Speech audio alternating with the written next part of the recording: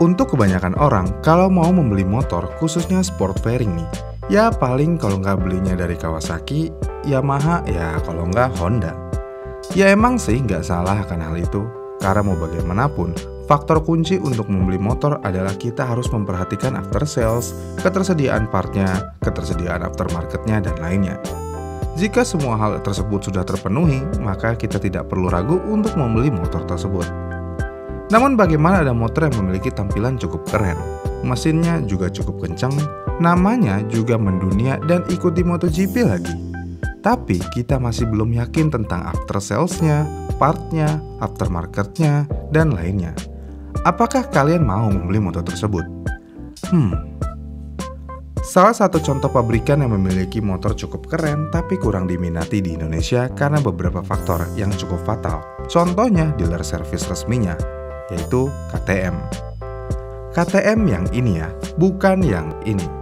Kata siapa? KTM dong. Itu mah beda. Iya kan beda? Apa sama sih? Nggak tahu deh.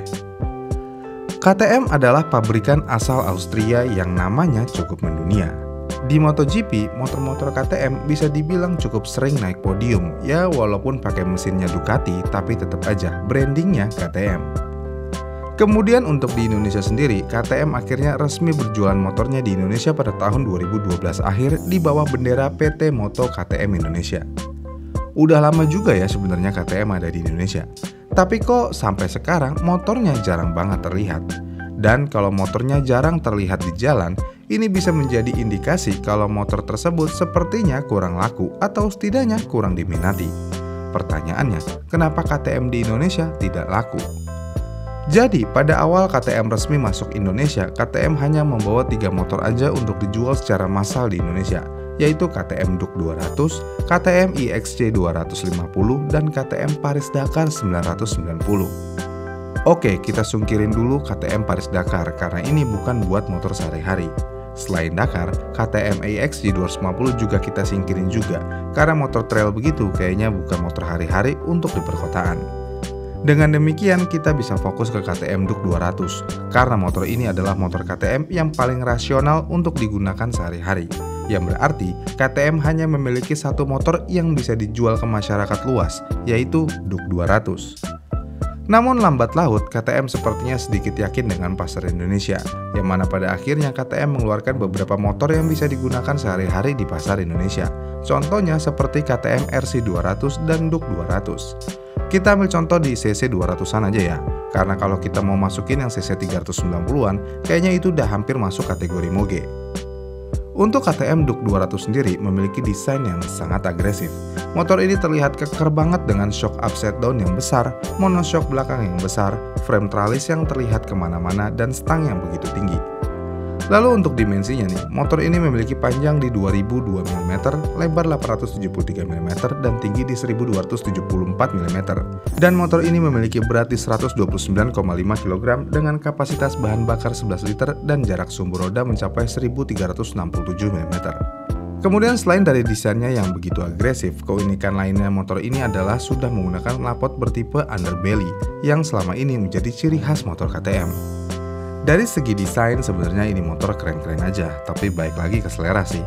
Kemudian untuk mesinnya, motor ini menggunakan mesin 1 silinder 4 tak Spark Ignition Engine yang sudah menggunakan pendinginan cairan dengan volume 199,5 cc yang bisa menghasilkan tenaga di 24,6 brake horsepower di 10.000 rpm dengan transmisi manual dengan pola 1N23456. Ya cukup lumayan untuk motor 200 cc. Namun di sektor pengereman ini motor udah keren banget. KTM Duke 200 sudah menggunakan disc brake 4 pot brake caliper dengan diameter 300 mm dan rem belakangnya yang menggunakan disc brake 1 pot brake caliper yang berukuran 230 mm merek Brembo. Luar biasa kan? Dari spesifikasinya motor ini sebenarnya ya oke-oke aja. Kemudian selain Duke 200, kita bisa coba lihat di RC 200 dulu. RC 200 adalah versi fairing dari Duke 200 sebenarnya. Dan kalau ngomongin desain, sebenarnya ini motor juga oke-oke aja. Tampilannya ya sama agresifnya dengan Duke. Semuanya serba runcing-runcing. Ditambah RC 200 adalah motor fairing yang berani memperlihatkan rangka trailisnya dan tidak terlihat kopong. Dari segi desain dan kepadatan ini motor sebenarnya ya oke banget. Lalu untuk segi mesin ya kurang lebih sama sih kayak Duke 200. Dan kaki-kakinya pun ya termasuk pengereman sama kayak KTM Duke.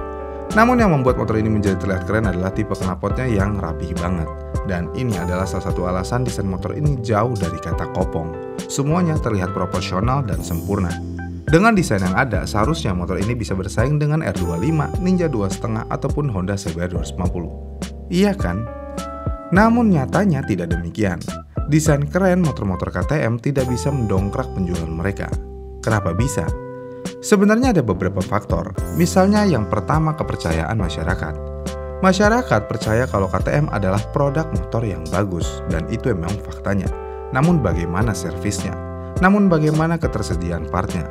Mau yang fast moving ataupun yang slow moving? Lalu bagaimana part aftermarketnya jika ingin dimodifikasi? Apakah semuanya tersedia dengan mudah?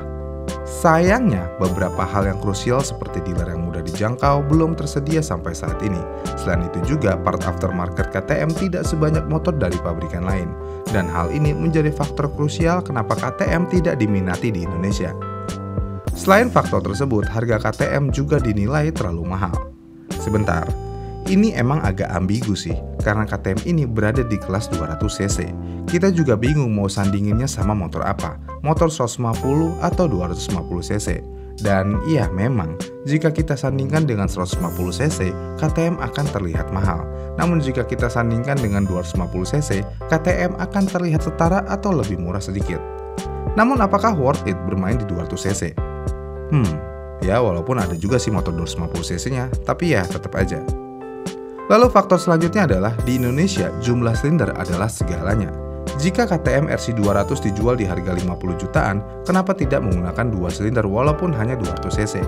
Karena buat kebanyakan orang jika sudah membeli motor dengan harga 50 jutaan nih, setidaknya kita harus mendapatkan motor dengan silinder minimal 2. Karena ya mau bagaimanapun, motor 1 silinder di Indonesia kurang memiliki harga diri. Jadi dengan adanya faktor ini, jangan berharap KTM akan dilirik oleh masyarakat Indonesia. Kemudian yang terakhir adalah review dari pengguna KTM itu sendiri. Pengguna KTM cukup banyak yang mengeluh tentang memelihara motor KTM. Yang pertama, keluhannya tentu aja spare partnya yang susah, ditambah tidak ada spare part KW-nya atau setidaknya aftermarketnya. Selain susah, spare partnya juga banyak yang bilang lebih mahal daripada motor Jepang, bahkan harganya bisa sampai 2 kali lipat. Kemudian biaya perawatannya juga mahal, contohnya oli nih. KTM menganjurkan untuk menggunakan oli Motorex yang harganya sekitar 200 ribuan per botolnya. Sedangkan sekali ganti oli membutuhkan sekitar 1,5 liter oli yang berarti harus beli 2 liter. Kemudian kalau mau lebih hematnya lagi, KTM juga menyarankan untuk menggunakan oli Motul 5100 yang harganya juga di atas 100 ribuan per botol. Dan jika kita ingin bandingkan dengan motor Jepang misalnya nih Ninja ataupun R25 maupun Honda CBR, motor-motor tersebut masih bisa menggunakan oli bawaan pabrik yang harganya nggak nyampe 100 ribu per botol. Dari ganti oli aja, motor ini memiliki perawatan yang mahal. Kemudian selain perawatan yang mahal, mesin motor KTM juga banyak yang bilang cepat panas jika dibandingkan motor Jepang di kelasnya.